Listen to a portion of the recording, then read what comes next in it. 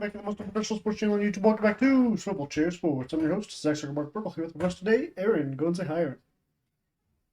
Hi.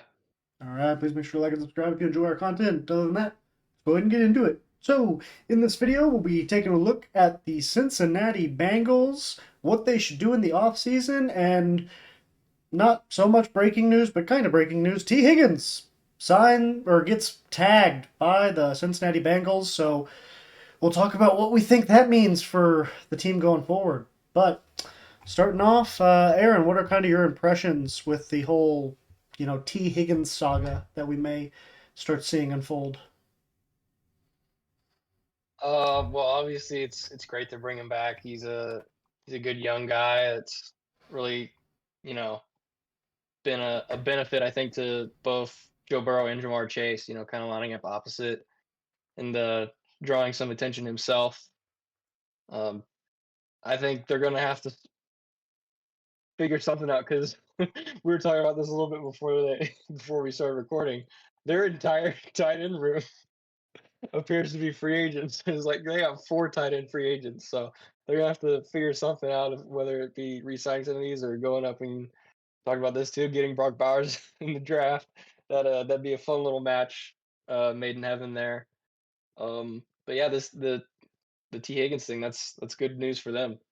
Yeah, I've seen some people talk about how the Bengals could also maybe still be looking to trade Tee Higgins after tagging him, do the old tag and trade, um, which would be interesting. The only thing is, I don't exactly know what Tee Higgins' value is. Would you get a similar value that the Chiefs got for Tyreek Hill, or that the or would it be close to like what the Titans got for AJ Brown? Then do you think it'd be more in that realm? I mean, Tyreek Hill when that deal was done was arguably the best receiver in the league. He Yeah, kind of set the market there. I don't think T Higgins is quite there yet. He's very good, but I don't think he's quite there yet. He's not the game breaker that Tyreek Hill was, and still is. But yeah, I mean, I could see them getting a decent haul for him. I don't think they're gonna get, like two first round picks or anything crazy like that. yeah. That's kind of. He's only 25 years old. He hasn't.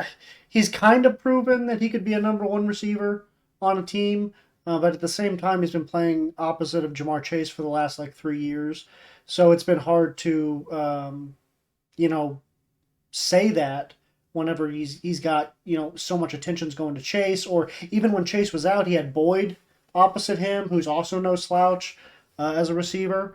Obviously, a lot of people seem to think that T Higgins has wide receiver one potential if he's not already at that caliber. Maybe the Bengals already have two wide receiver ones. Um, do you what if there was a team to look to trade for him? What do you think would be some of the options for Cincinnati? Like the Tennessee Titans down there trying to build around Will Levis may be an option. They already have D Hop on the roster, I believe. I don't think he's a free agent to my knowledge. Do you think that would be a good fit for him? Maybe like I don't know where else, but maybe like New England. They're in desperate need of a wide receiver one. Okay, hear me out. This might be a little crazy. Okay, You do. I mean, obviously they're probably gonna need to throw in a pick as well, right. the Bengals. But player swap, Okay. T. Higgins, Justin Jefferson, because the Bengals got plenty of cap space. They could do that deal. They both get a wide receiver So one, just bring which is back the old essentially LSU team, the old LSU hell trio. yeah. Oh my gosh, that would be so scary. Edwards Hilaire signs there in free agency. Yeah, It's oh, just there you like go. Oh, it's just like oh, dang. They bring the whole 2019 all 2019 over team again. back together. Maybe, what's his face? Joe Brady signs as OC. I don't know, leaves whatever job he's currently at and comes to town. Coach O comes out of the woodwork for Yeah, some yeah. position. There you go. Go Bengals. Uh, Go Tigers. The Bengal Tigers. That'd be wild. Oh man. Yeah. Yeah, they all get the whole squad back together. I actually, funny you say that because I was kind of thinking that earlier today as I was watching another video talking about Justin Jefferson wanting out of, or not wanting out of, but potentially looking to leave Minnesota. And I was like, you know what, with T Higgins, being tagged, maybe the old trade to Cincinnati, bring the old squad back together. And then you say that now, and God, that would be terrifying as a Chiefs fan, though. Oh my gosh, that'd be such a scary team to face. Even Yeah. assuming we get Jones and Snead back, and we have Snead and McDuffie to go up against Jefferson and Chase, that's still terrifying. Um, but moving off T Higgins, let's go ahead and look at kind of some other guys that the Bengals may look to bring back. You got DJ Reader, obviously superstar defensive tackle. Tyler Boyd, wide receiver 3 there in Cincinnati, but has shown to be a consistent threat. Chidobe Awuzie, cornerback. Um, been solid throughout his career, but could be demanding a little bit more money than the Bengals are willing to give him. Jonah Williams, right tackle. And then, like you said, the plethora of tight ends and Herb Smith, Drew Sample, Mitchell Wilcox, and Tanner Hudson, all 4 of them in free agency. Uh, and then just some other names. AJ McCarron, great backup there in Cincinnati for a long time. Akeem Davis Gaither, a good cover linebacker. Uh, Jake Browning. Jake Browning, another backup quarterback, potentially the best backup quarterback in the NFL. Not, that doesn't have a handlebar Not named Joe mustache and Flacco. doesn't live in Indianapolis or Joe Flacco. I was trying to, give Gardner Minshew some flowers, but all right. Hmm.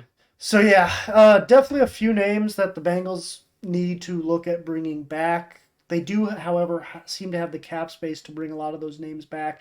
I think over 50 million in cap space, and that's pretty sure after the T Higgins franchise tag is factored in. Um, so what are kind of the priority targets that the Bengals should be looking at amongst this list?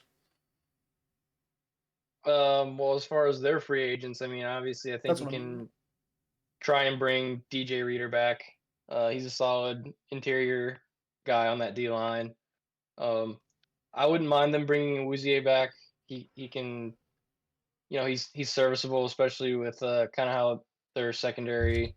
There's not really any other big name guys there, so they could look to pick somebody else up in free agency to complement him, not necessarily make him have to guard the other team's number one wide receiver all year. Um, and then obviously one of the tight ends.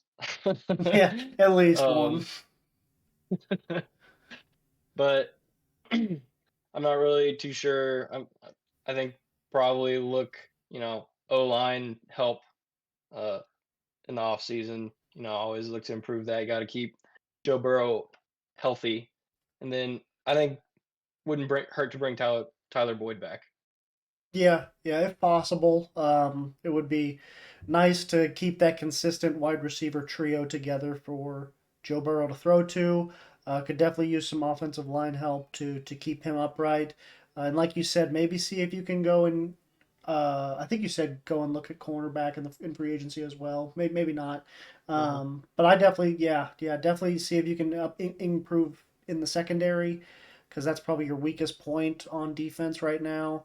Um, and then outside of that, in the draft, you got the let me go and pull up their picks real quick. I just had them up. You got the 18th pick in the first round, the 49th pick overall in the second, 80th pick overall in the third.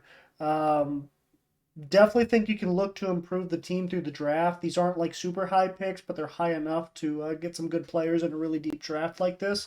Do you see any? We were talking about this before the show about how cool of a addition Brock Bowers would be to that offense. What do you think the likelihood is of him dropping down to 18? Uh, I don't know. I've been seeing a lot of different things with, a lot of quarterbacks getting taken early, and then obviously we talked kind of about the depth of the wide receiver class. Hmm. But I've also heard this is a really deep uh, kind of O-line class, especially at tackle. So I could see a lot of tackles going early too. Um, I don't know. I think there's probably one team that um, might feel like he's just too good to pass up for one of these Yeah. other positions. Um, Kind of looking at how the tight end position has changed over these last few years, especially with Gronk and Kittle and Kelsey, how big they uh, are or were in the pass game, and look to kind of try and replicate that in their own scheme. Yeah. I could definitely see the Chargers maybe taking him at 5. I believe they're picking at. Um, in my opinion, the first four are kind of locked up with Caleb Williams, Drake May, Jaden Daniels, and Marvin Harrison Jr. And then after that, it's just kind of like whatever the team feels like they need. I could definitely see the Chargers being like, "Ooh, Brock Bowers would be a great fit. We already have Keenan Allen and Mike Williams. When Mike Williams is healthy, that'd be an awesome, trio." Uh, and then yeah, if they can't get Brock Bowers, if that's somebody they're looking at, even definitely should be enough offensive linemen that fall into the 18 spot, maybe even the 49 spot, for them to take looks at and maybe scoop up. Um, Obviously, you're probably not going to get a Joe Alt or Fashanu, but there's some other guys that could drop down into the 20 area. Um, but yeah, we'll just have to wait and see. I think cornerback is also pretty deep in this draft, so maybe see them take one of those guys later in like the third, fourth, fifth round. But yeah, should be interesting. Bengals are going to be one of the most dangerous teams next year, assuming they can bring most of those pieces back, and they seem to have the cap space to do so. So, is there anything else you have to add?